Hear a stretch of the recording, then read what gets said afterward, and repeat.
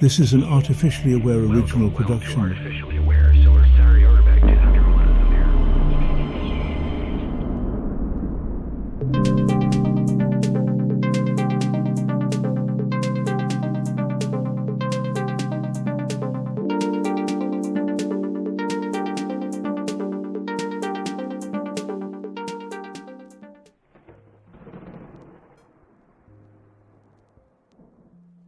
Imagine walking into a crowded room, maybe a workplace gathering or a social event, and feeling as though every pair of eyes sees right through the flimsy persona you've assembled. You look around, and everyone else seems to know exactly who they are, confident in their roles, while you're silently convinced you're just a performer, one slip away from exposure. Beneath your practiced smile and carefully chosen words, there's a pit of dread, the kind that only grows when you're praised or recognized because deep down, you're not sure you deserve it. Maybe you feel like you're living a life half built on shaky confidence, borrowed language, and stolen skills, and that any moment someone will declare, "You don't belong here." This feeling is a strange yet familiar guest for many, the gnawing suspicion of being a fraud, a pretender who somehow slipped through the cracks and now tiptoes through a life that doesn't feel like it was truly earned.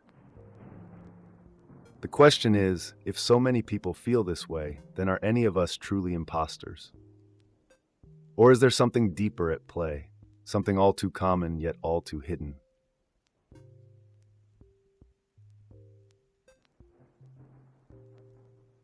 For Clancy Martin, that feeling began at the tender age of 15.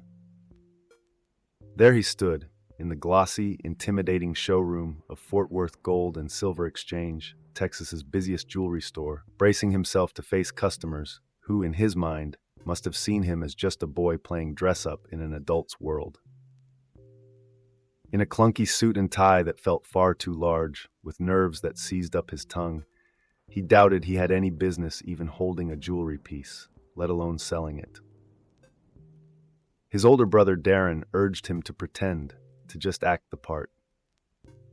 So, with no real confidence to lean on, Clancy Martin became an actor in his own life, masking his inexperience under the guise of practiced lines and feigned maturity.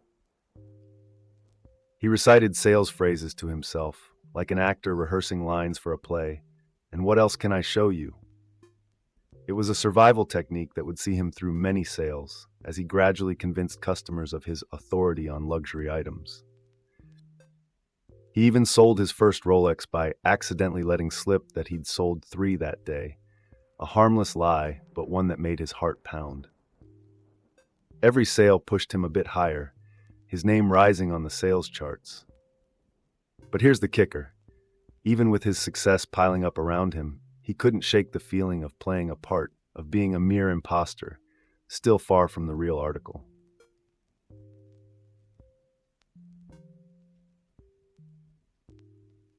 Years before Clancy was even selling jewelry, 2 psychologists, Pauline Clance and Suzanne Imes, would put a name to this feeling. In the late 1970s, they conducted a groundbreaking study that explored what they described as the internal experience of intellectual phoniness. What they discovered would become a cornerstone of modern psychology, the realization that many people, often highly skilled and accomplished individuals, experienced an unshakable sense of inadequacy.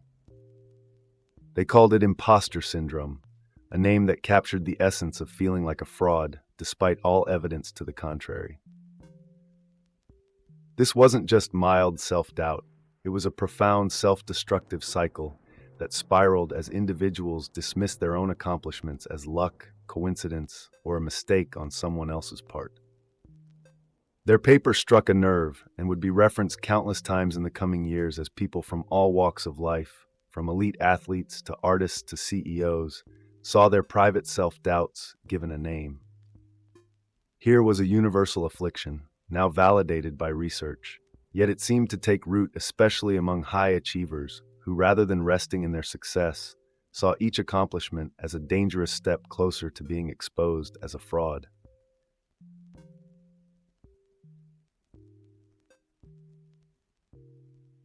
But imposter syndrome isn't just a personal demon. It's a condition fueled by societal structures and expectations. In the past, a person's skill or expertise was often defined by tangible results. A skilled carpenter, a diligent farmer, a dedicated weaver, roles with clear and measurable standards. Now, many professions rely on intangible results, like creating a great customer experience or providing innovative solutions, metrics that are far more subjective and nebulous. The shift toward a service-based economy has heightened this problem, making it difficult for anyone to point to solid evidence of competence. In a world where one's worth is often assessed based on how convincingly one can pitch themselves, the line between confidence and charade becomes frighteningly thin. This expectation to redefine ourselves repeatedly, climbing ladders, jumping industries, selling visions, exacerbates the imposter phenomenon. When there's no reliable yardstick for success, we start to question every achievement as a fluke, every promotion as an oversight. It's no wonder that imposter syndrome festers in the heart of modern professional life, pushing many to live in constant dread of being revealed as unqualified.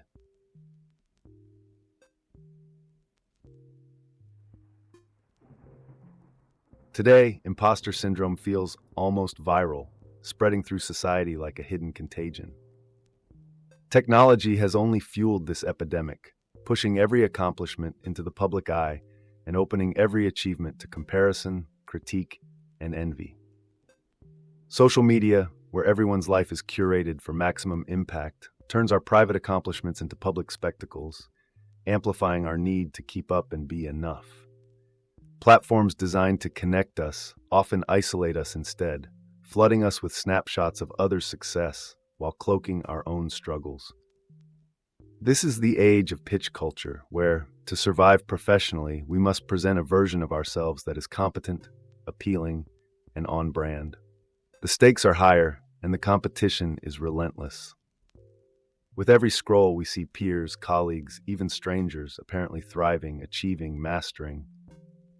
Each reminder of others' success feeds the gnawing belief that our own accomplishments are hollow.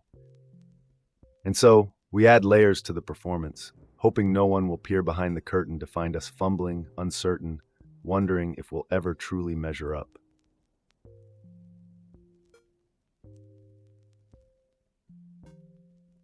Not all imposters are created equal. Within this realm of self-doubt, there exist varied archetypes that embody unique shades of the imposter struggle. There's the anxious imposter, gripped by an acute fear of inadequacy, always bracing for that inevitable moment of exposure. For them, each success is met with increased anxiety, a vicious cycle of striving and self-flagellation. Then there's the hustling imposter, someone adept at using calculated charm and clever presentations, often faking confidence until even they start to believe in the act. This kind often thrives in high-performance roles, where the stakes are high and bluffing becomes an art form. The lazy imposter is different still. They aren't plagued by anxiety, but rather by apathy, convincing themselves they're unfit for a task simply because they lack the motivation to see it through. Meanwhile, the modest imposter carries an almost honorable type of self-doubt, one that makes them downplay their achievements to avoid seeming arrogant. And finally, there's the wise imposter who's self-aware enough to know the whole charade is an act, openly acknowledging their own imposture as a protective, almost cynical shield. Each of these archetypes offers a glimpse into the kaleidoscope of human doubt, revealing how differently imposterism can wear on the soul depending on one's personality, background, and even ambitions.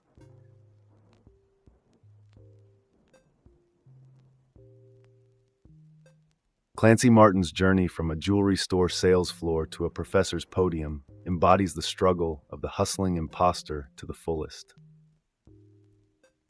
After his start in sales, Martin would eventually enter the world of academia, landing positions that many would envy. But even as he earned accolades, degrees, and tenure, his imposterism only deepened.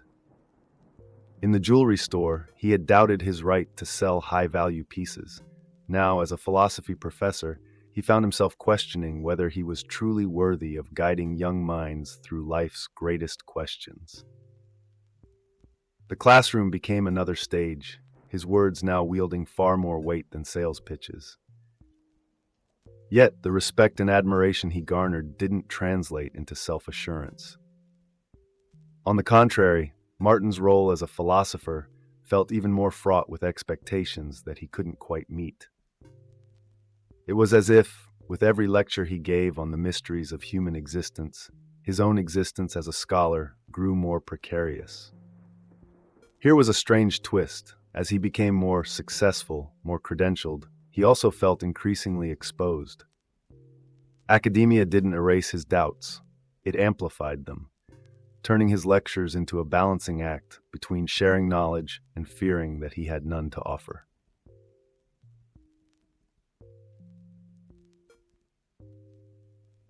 But imposter syndrome does not strike all hearts equally. Studies show that women and minorities experience it more intensely, often grappling with layers of self-doubt that extend beyond personal insecurities to the limitations society has long imposed. For centuries, certain groups were steered away from leadership roles, academic pursuits, or financial independence, leaving deep cultural marks that whisper, "You don't belong here." For women, societal messaging has historically suggested they are more suited to caregiving than career building. And when they do break through, they're left wondering if they genuinely deserve their achievements, or if they somehow slipped through a loophole in the system. Meanwhile, racial minorities, who face stereotyping and bias in nearly every professional space, often internalize this doubt, feeling they have to work twice as hard to be considered half as competent. The imposter syndrome's cruel irony is that it afflicts those who've had to overcome the most simply to be seen in their roles, further complicating the narrative of success. In their own unique ways, both women and minorities are haunted by the suspicion that they're outsiders on borrowed time, their victories constantly shadowed by the potential of being outed as unworthy.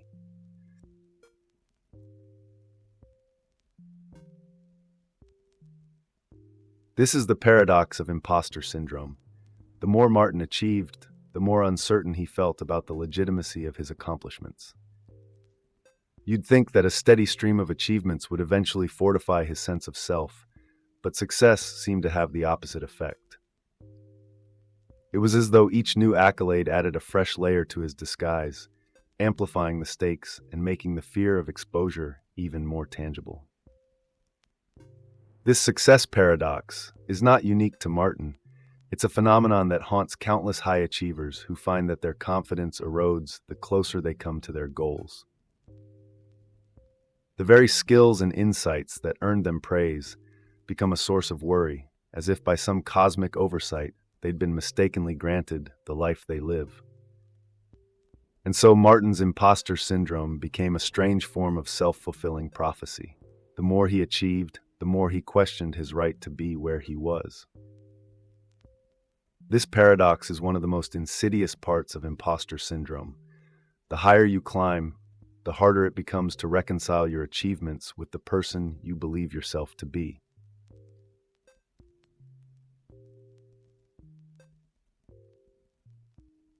In our digital world, the imposter feeling has taken on an even darker, more persistent dimension.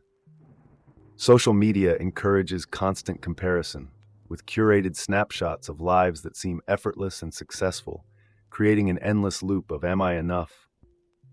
Our feeds are packed with everyone's highlights, carefully filtered and polished, forming a gallery of perfection that obscures the struggles, doubts, and failures lurking behind the scenes. The likes, the follows, the dopamine hits, they all blur the lines between reality and projection, making it harder to feel authentically connected to others or even ourselves.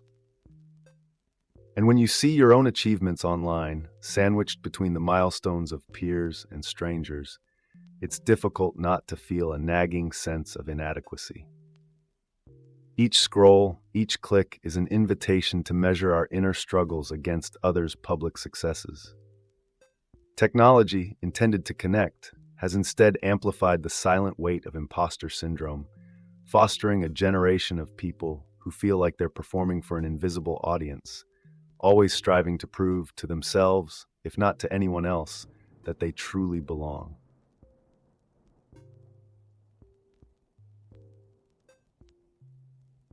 While imposter syndrome can feel like a weight pressing down on even the most competent shoulders, it might actually serve a purpose, a strange, unintentional gift hidden within the discomfort.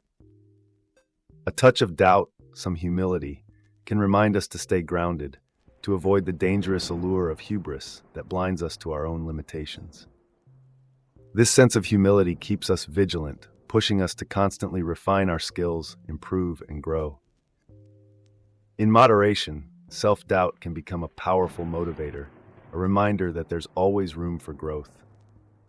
In fact, some argue that humility is precisely what makes the best leaders and thinkers more insightful, capable of seeing the perspectives of others, rather than charging forward on a personal crusade. A healthy degree of impostorism might encourage this quiet humility, gently pushing us to be more authentic in a world that so often rewards the loudest, most unyielding voices. It's the imposter's paradox. Feeling unworthy can keep us striving to become more worthy, fostering the very growth and maturity that ultimately helps us rise.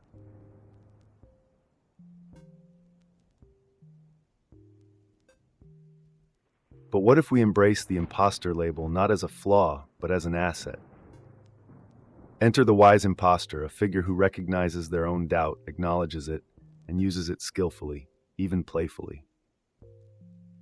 The wise imposter doesn't deny their uncertainties, but wields them as a kind of humble armor, aware that the act of confidence can often make others feel at ease. This persona allows them to navigate life's expectations and demands without getting lost in the performance, to hold space for others without surrendering to the need for validation. The wise imposter knows that everyone is bluffing at least a little, and that sometimes you just have to fake confidence to inspire it in others. This wisdom isn't about fooling people, but rather about helping them feel comfortable by maintaining a sense of poise, even in the face of doubt.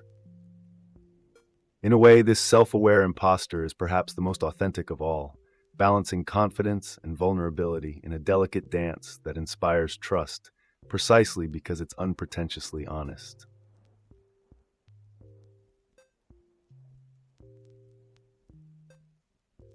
So can imposter syndrome ever really be cured? Or is the key to find a way to coexist with it, understanding it as just another facet of being human? There's an argument to be made for both sides. On one hand, we all want to feel comfortable in our own skins, free from the constant fear of discovery. But on the other, complete confidence might be an illusion, a potentially toxic overconfidence that blinds us to our own flaws.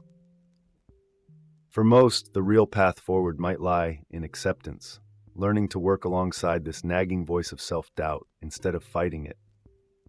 After all, when we accept that imposter syndrome is part of who we are, we begin to see it less as an enemy and more as a quiet partner, a reminder of the intricacies of our own minds.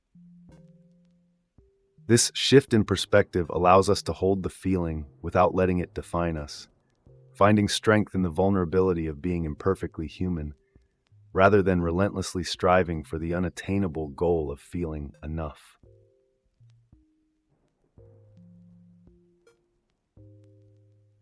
In a world that often demands polished perfection, imposter syndrome can teach us something priceless: the value of self-reflection. Beneath its painful surface lies a profound insight into human psychology, a shared understanding that we're not alone in our self-doubt. Imposter syndrome serves as a mirror, reflecting the insecurities that unite us, reminding us that everyone, in some way, is navigating their own personal struggle with worth.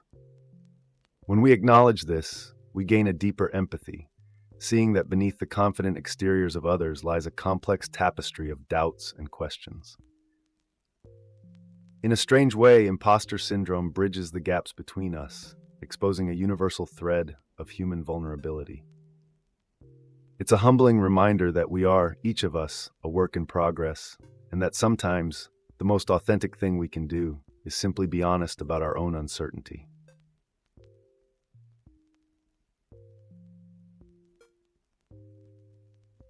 And so we end where we began, with the question of authenticity. It's ironic, isn't it? Those who feel most like imposters are often the ones who are striving hardest to be genuine, to live up to the standards they believe they should embody.